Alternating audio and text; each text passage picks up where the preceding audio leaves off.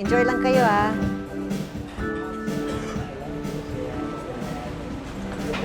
Oh, Janice. Kanina ka pa nandito? May problema ba? Kasi po, may sakit po kasi yung nanay ko ngayon eh. Wala naman po akong perang pagpapadala sa kanya. Ubus na rin po kasi yung pera ko eh. Ay, ito. Naku, maraming salamat po. O bakit? Hindi lang po kasi ikaw makapaniwala sa sobrang kabaitan ninyo eh. Alam niyo po, kayo na lang po yung tinuturing naming nanay dito sa casa. Maraming salamat po.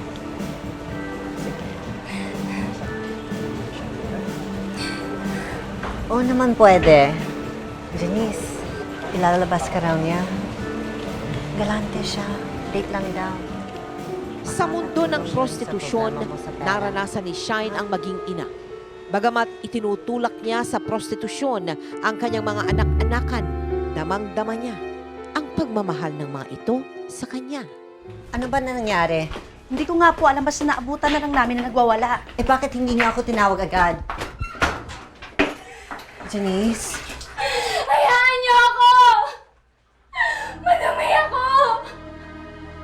Janice, ano sinasabi mo? Akala ko kakain lang kami. Pero dinala niya ako sa dilim. Wala akong nagawa. Ginahasa niya ako. Ginahasa niya ako.